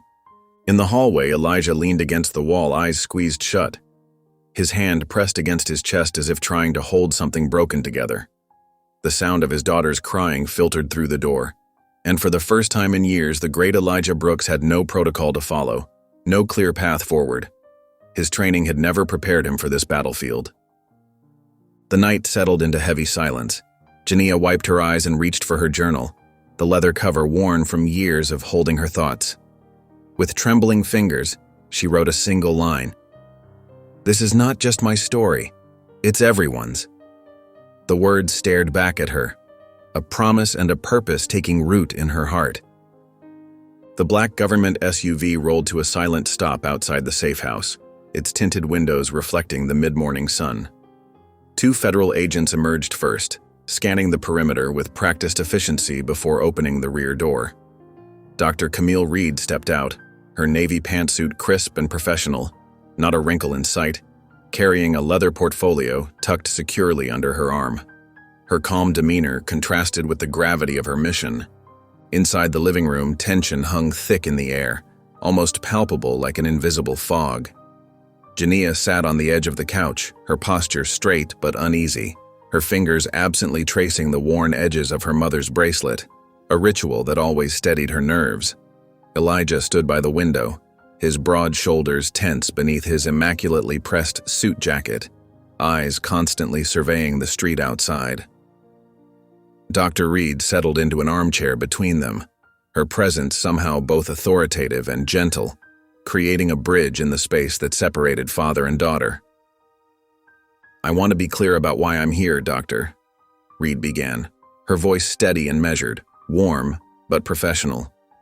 "This isn't about silencing anyone or forcing a quick resolution. This is about creating a safe space for truth. Your truth, Jania." Jania remained silent, her eyes fixed on a point somewhere past Dr. Reed's shoulder, her mind clearly processing thoughts she wasn't ready to share. The mediator didn't push, instead allowing the silence to settle naturally, understanding that sometimes quiet moments spoke volumes. "The Department of Justice understands the gravity of what occurred," Dr. Reed continued, opening her portfolio with deliberate movements. "We're proposing a closed-door mediation session with Judge Harrow. Neutral ground, no media, no recording devices. Just honest dialogue with proper protections in place for everyone involved, especially you." Elijah shifted, taking a protective step toward his daughter. "Jania, you don't have to—" "I'll speak for myself," Jania cut in, her voice quiet but firm, carrying the weight of her resolve. The room fell silent again, her assertion hanging in the air. Dr. Reed nodded approvingly, a small smile touching her lips. "That's exactly the kind of agency we want to preserve. This would be your space to speak your truth, Jania. Judge Harrow has agreed to listen without interruption or rebuttal." Jania's fingers stilled on her bracelet, gripping it momentarily. The mention of Harrow's name made her jaw tighten visibly, but she didn't flinch or look away. Minutes passed as she considered the proposal. Each second weighted with significance, the clock on the wall ticking loudly in the silence. Finally, she looked directly at Dr. Reed, her eyes clear and determined. "I have a condition," she said, her voice stronger now. "When I speak, I say everything. No one cuts me off. No one tells me to watch my tone or choose different words. Everything." "That's absolutely fair, Doctor," Reed replied without hesitation, making a careful note in her portfolio. "We can put that in writing as part of the ground rules. Your voice deserves to be heard completely." Elijah watched his daughter, pride and concern warring in his expression, his hands clasped tightly behind his back. "Whatever you decide, I'm with you. Every step of the way." Jania nodded slowly, her decision crystallizing like ice forming on water. "Tomorrow, then." Dr. Reed closed her portfolio and stood, smoothing her suit. "We'll arrange the session for 2 p.m. The agents will brief you on security protocols before we leave. Try to rest tonight if you can." After they departed, Jania retreated to her room, closing the door softly behind her. She pulled out an old shoebox from under her bed, dust dancing in the afternoon light as she carefully lifted the lid. Inside, beneath years of memories, movie ticket stubs, birthday cards, school awards, lay a photograph of her mother at a civil rights protest decades ago. Sharon Brooks stood tall among the crowd, sign held high above her head, her face alight with purpose and conviction, the same determination Jania now felt stirring in her own heart. Jania touched the image gently, her finger tracing her mother's smile, whispering, "I'll be ready, Mom. I promise." The federal building's glass exterior gleamed in the afternoon sun, its modern architecture a stark contrast to the old courthouse where everything began. Inside, the conference room was deliberately neutral, pale gray walls, a long mahogany table, and chairs arranged with precise symmetry. The air conditioning hummed quietly, creating a sterile atmosphere that matched the building's clinical feel. Even the paintings on the wall seemed chosen for their inoffensive abstract patterns that neither calmed nor disturbed.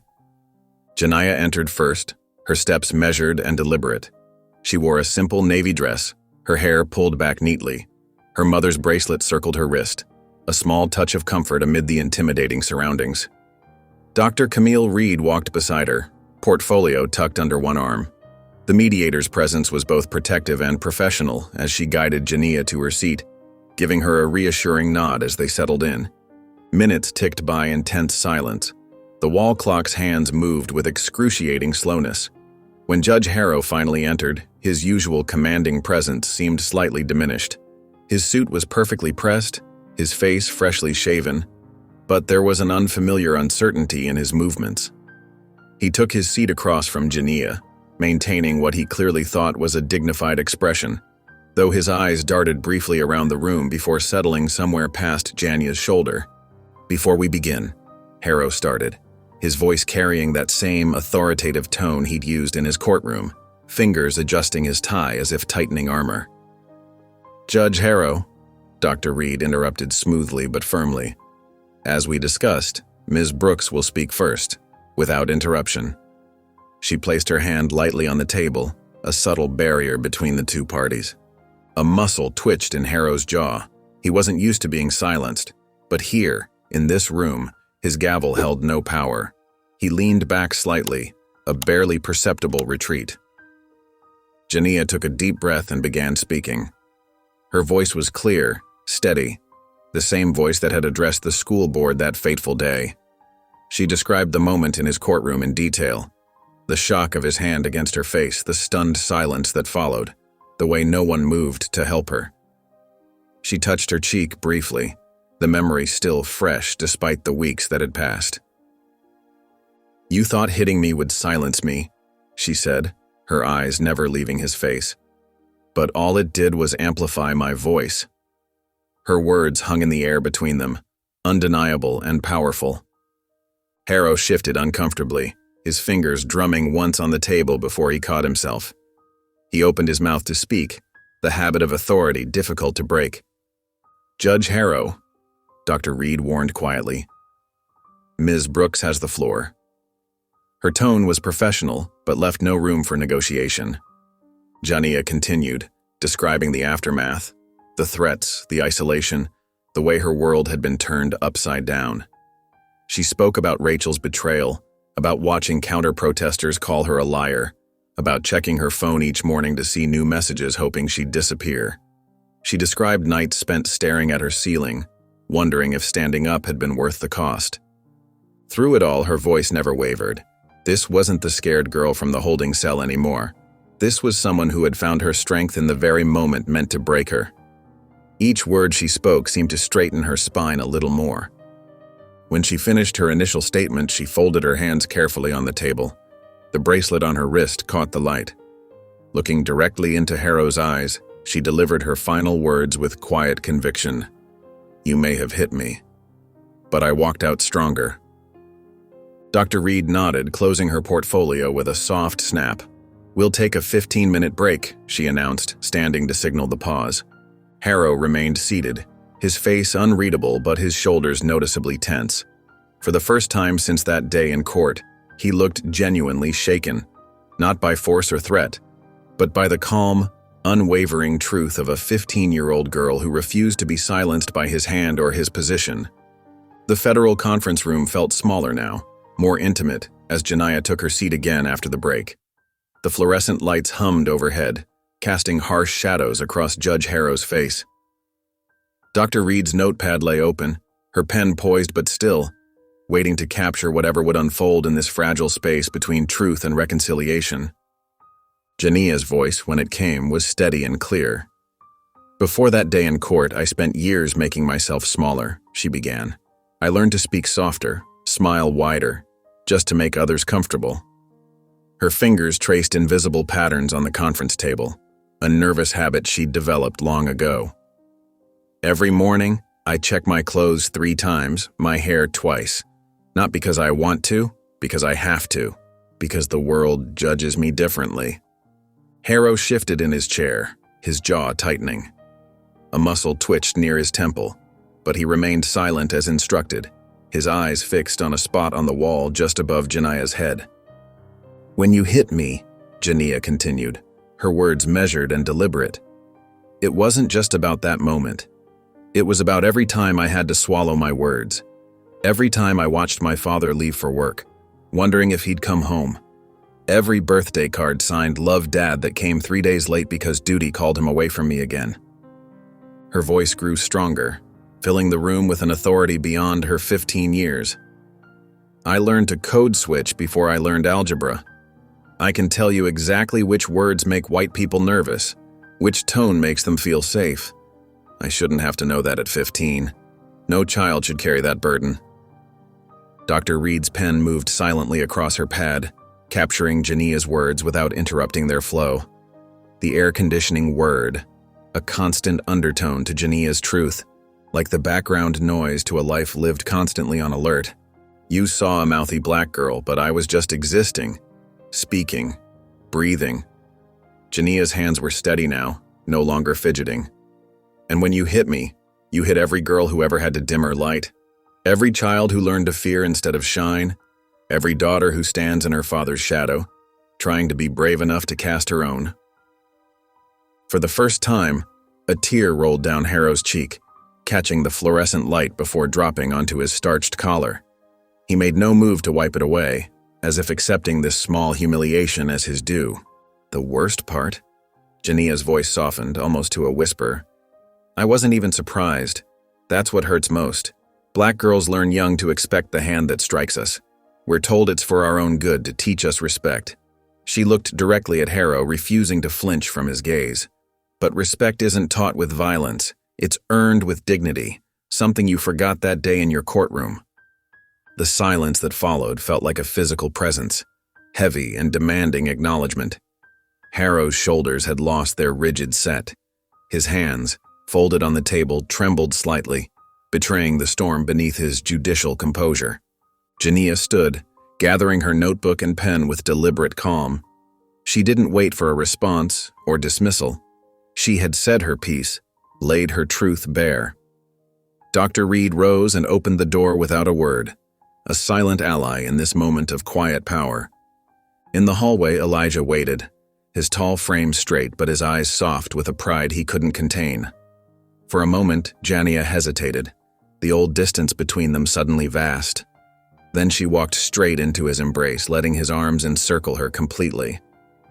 For the first time since the slap, she felt truly safe, anchored by her father's strength and her own newfound voice. They stood there, father and daughter, as the afternoon light filtered through the building's windows, painting golden stripes across their joined shadows. No words were needed. Sometimes, healing begins in silence, in the spaces between heartbeats, in the courage to stand tall after being struck down. The digital clock on Jania's nightstand blinked 11 p.m. She lay in bed, still wearing her formal clothes from the mediation, too wired to change. Her navy blazer felt tight across her shoulders, and her dress shoes lay discarded on the floor. Her phone cast a blue glow across her face as she scrolled through Twitter. Jania Speaks was trending nationwide, with thousands of shares every minute. Maybe something good can come from all this, she whispered to herself, allowing a small smile to form. The comments seemed supportive, understanding. People were sharing their own stories of facing discrimination and finding their voice, stories that mirrored her own pain but offered glimpses of healing. Her phone buzzed with a breaking news alert. She tapped it without thinking, expecting another supportive headline. Instead, her blood ran cold, and her heart seemed to stop mid-beat. Breaking, hot mic catches Judge Harrow mocking teen victim after mediation. The audio clip started playing automatically. Harrow's familiar voice filled her room, dripping with contempt. She gave a performance. These kids know how to play the victim these days. She'll be on a book tour by Christmas. Laughter followed. Other voices she recognized from the mediation. Men in suits who had nodded sympathetically to her face. Her hands began to shake so badly she nearly dropped her phone. Within minutes, her social media feeds transformed. Previous supporters posted things like, "Was she just acting?" and "Maybe there's more to the story." Others questioned her motives, her character. The betrayal felt like a physical weight on her chest, crushing the air from her lungs. "All lies," she whispered, her voice cracking. It was all lies. She clutched at her mother's bracelet, seeking comfort that wouldn't come. Her father's heavy footsteps approached down the hallway. Elijah appeared in her doorway, his own phone in hand, his face a mix of anger and concern. Their eyes met. No words were needed. He crossed the room and sat beside her on the bed. The mattress dipped under his weight. For once, he didn't launch into crisis management mode. He didn't call his team or start drafting statements. Instead, he simply wrapped an arm around her shoulders, warm and solid. Jania stiffened at first. Their physical affection had been so rare lately. But something in his silence felt different. This wasn't FBI Director Brooks trying to contain a situation. This wasn't the man who fixed problems with policy and procedure. This was just her dad, being there for his daughter. She leaned into him, letting out a shaky breath that seemed to carry weeks of tension. Her phone continued buzzing with notifications, but she ignored them. With trembling fingers, she opened her video gallery and found the recording of her meditation speech. The one where she'd been so honest, so vulnerable.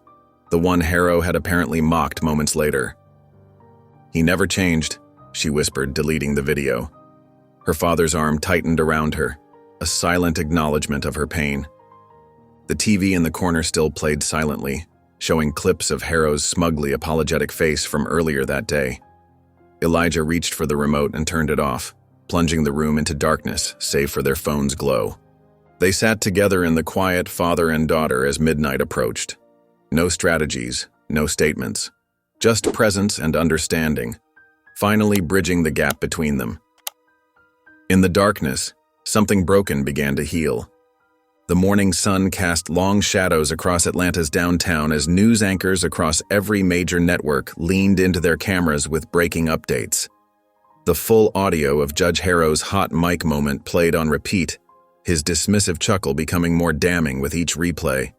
The words that had once been whispered behind closed doors now echoed through living rooms across America, impossible to ignore or explain away. "This is a deeply disturbing revelation," declared Senator Marion Walsh, who had defended Harrow just days earlier. "The judiciary must be held to the highest ethical standards."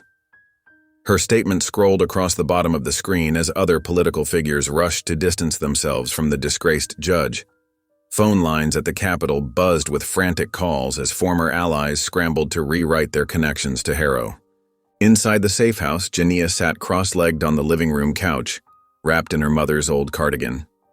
The soft, worn fabric smelled faintly of the lavender perfume her mother had loved. She watched without expression as former colleagues of Harrow appeared on screen, one after another, expressing their shock and disappointment.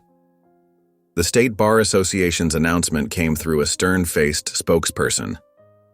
"Emergency disbarment proceedings have been initiated against Judge Thomas Harrow, effective immediately." The words hung in the air like a final verdict. Elijah stood in the doorway, his phone buzzing constantly with updates.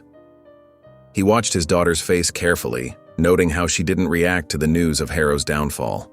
Her eyes remained fixed on the window, where morning light filtered through the blinds in thin strips across the carpet. The victory they'd fought for had arrived, but it brought no joy to her face. "The Georgia Justice Project has announced they'll be reviewing all of Judge Harrow's prior rulings involving minority defendants," a reporter announced from the courthouse steps. Behind her, protesters waved signs and cheered. Some held photos of Jania, turning her into a symbol she never asked to be. Her face appeared on handmade posters, her name chanted by strangers who knew nothing of the girl behind the headline. Through the courthouse's back entrance, security cameras caught Harrow's hasty exit. His usual commanding presence was gone, replaced by a hunched figure hurrying to a waiting car. His face was ashen, his hands trembling as he clutched his briefcase. Years of power and authority crumbled in a matter of hours. The man who had towered over so many defendants now seemed small, diminished by his own words. A secure email arrived on Elijah's phone with official confirmation. Judge Thomas Harrow's judicial authority has been suspended pending full investigation. He looked up to share the news but stopped short.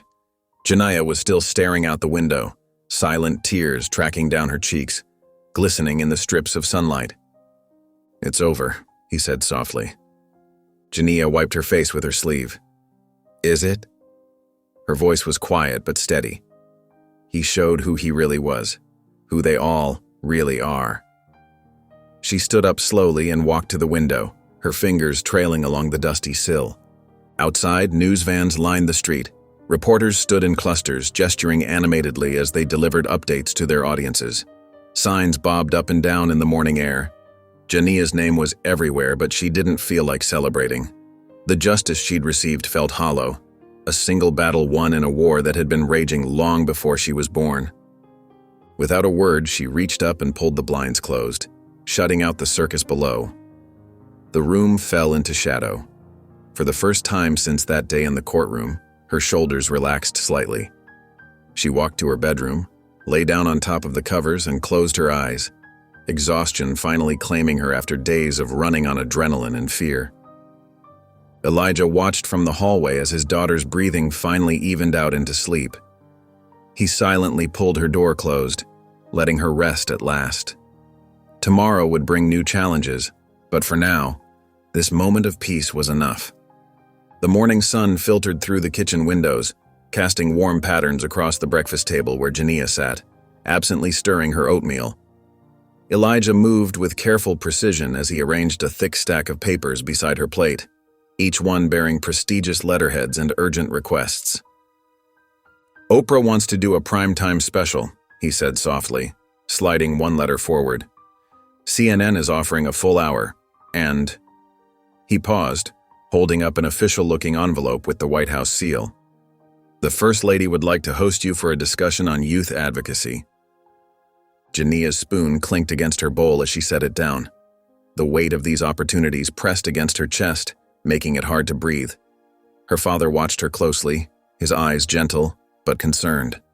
"The world is ready to hear more," he added, his voice carrying none of its usual commanding tone.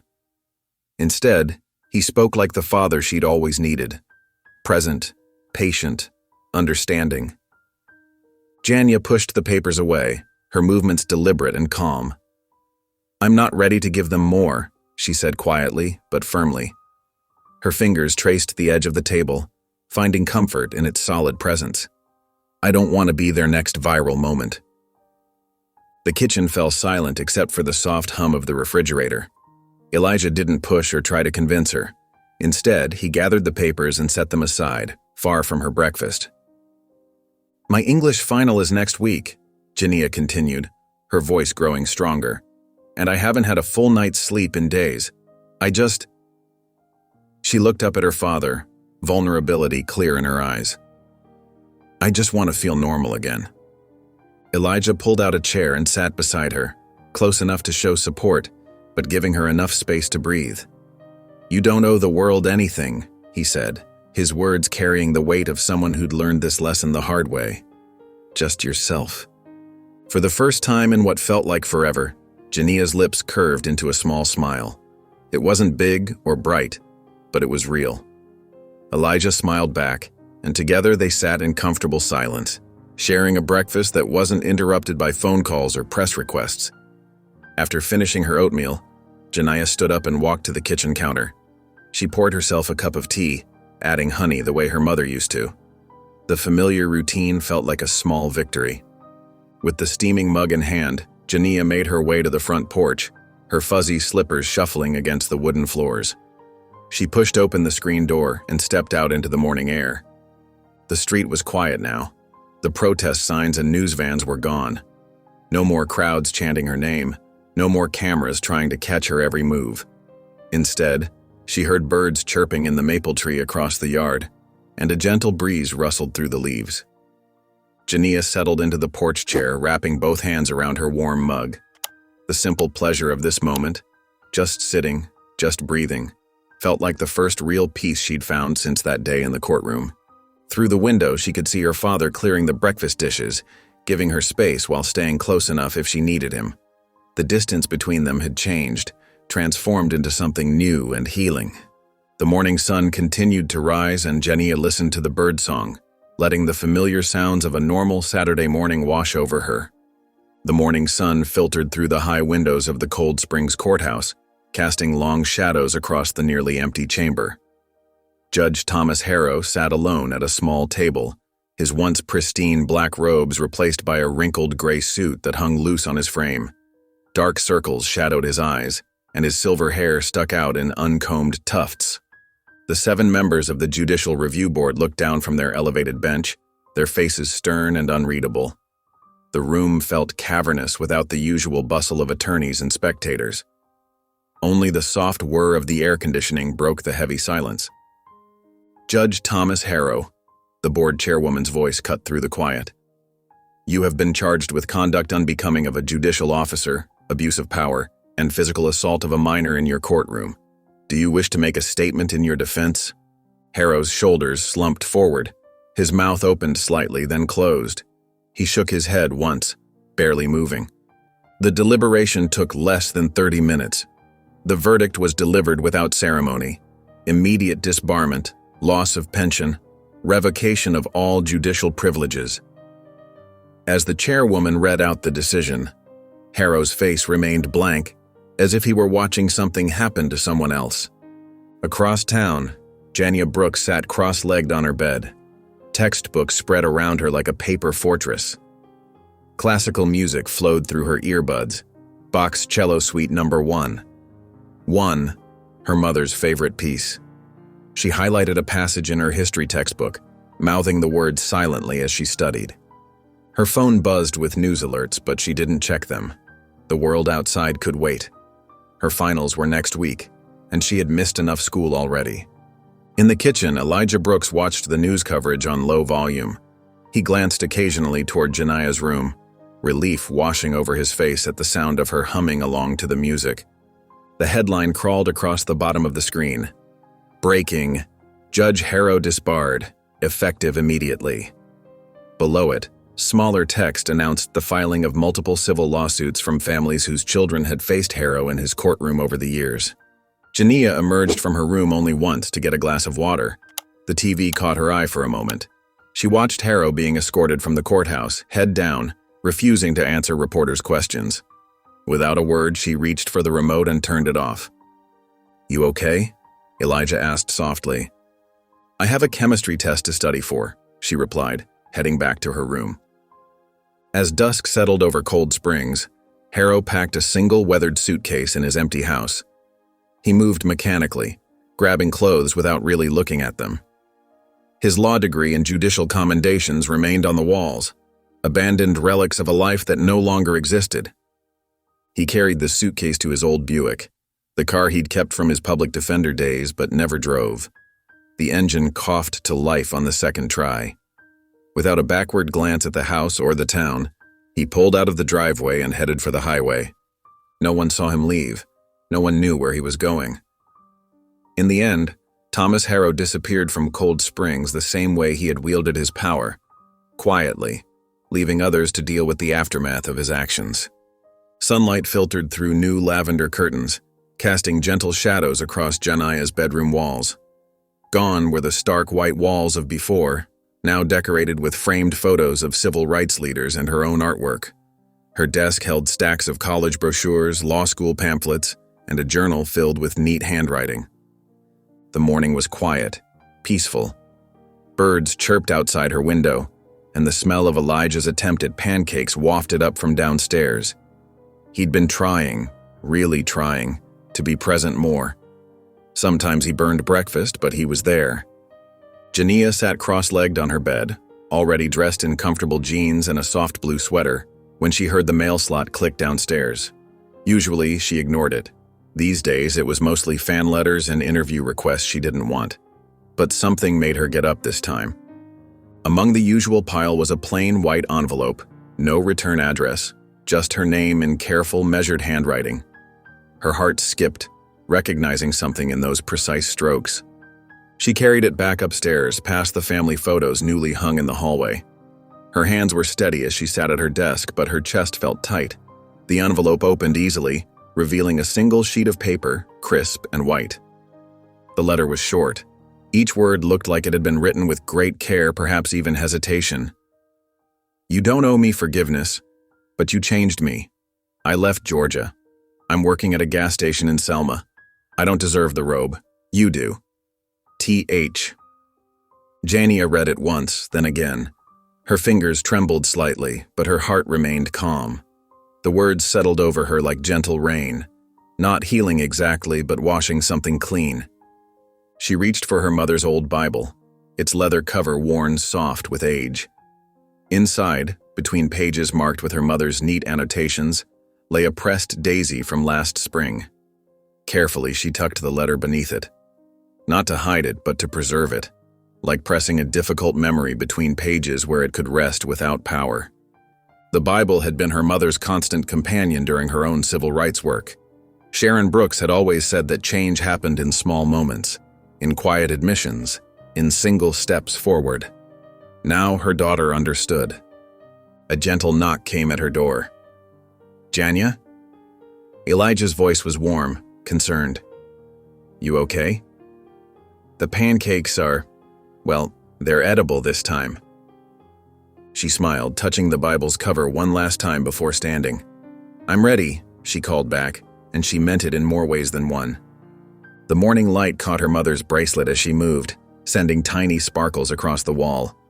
Some things had changed forever, but others, the important ones, had finally come full circle. "Coming, Dad," she said, and opened the door to join him. The grand ballroom of the Atlanta Hilton sparkled with elegant chandeliers and carefully arranged centerpieces of white roses and blue hydrangeas. Civil rights leaders, community activists, and survivors of injustice filled the round tables, their quiet conversations creating a gentle hum throughout the space. The stage was set with a simple podium, backed by a deep blue curtain with golden accents. Jania Brooks stood in the wings, touching the soft fabric of her mother's vintage silk scarf, a shade of cornflower blue that matched her knee-length dress perfectly. Her natural hair was styled in neat twists, adorned with small pearl clips that caught the light. She closed her eyes, took a deep breath, and remembered her mother's words. Grace under fire.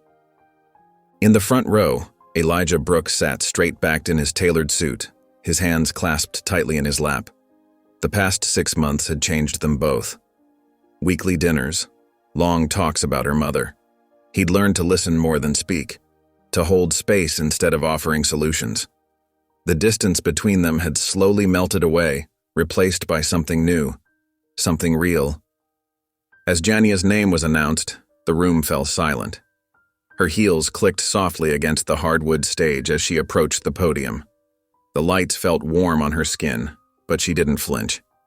She looked out at the sea of faces and found her father's eyes. He nodded slightly and she began. "6 months ago, the world watched me get hit," she said, her voice clear and steady. "But that's not why I'm here tonight. I'm here to talk about being seen. Really seen." The audience leaned forward, drawn in by the quiet power in her words. She spoke about the weight of silence, how it can crush you if you let it. About the difference between power over someone and power within yourself. Her words painted pictures of the women who came before her. Rosa Parks, who refused to move. Fannie Lou Hamer, who refused to be quiet. Her own mother, who taught her that dignity can't be taken, only given away. "They tried to make me small," she continued, her voice growing stronger. "They tried to write my story in their words, with their endings, but I held the pen. I chose what to say, what to feel, who to become." Tears glistened in Elijah's eyes as he watched his daughter, no longer a child trying to be perfect, but a young woman standing in her truth. She touched the scarf at her shoulders, a gesture that made him think of Sharon and how proud she would be. "Healing," Jania said, her words ringing through the hushed room, "is louder than hate. It echoes further, lasts longer." She paused, looking directly at her father. "And I am my father's daughter." The silence that followed felt sacred. Then, as one, the audience rose to their feet.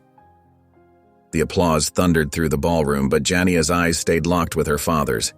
In that moment, they both knew they had found their way back to each other. If you enjoyed the story of Jania, I handpicked this next story that you will enjoy. Please don't miss this one. Click here to watch it. If you enjoyed the story of Jania, I handpicked this next story that you will enjoy. Please don't miss this one. Click here to watch it.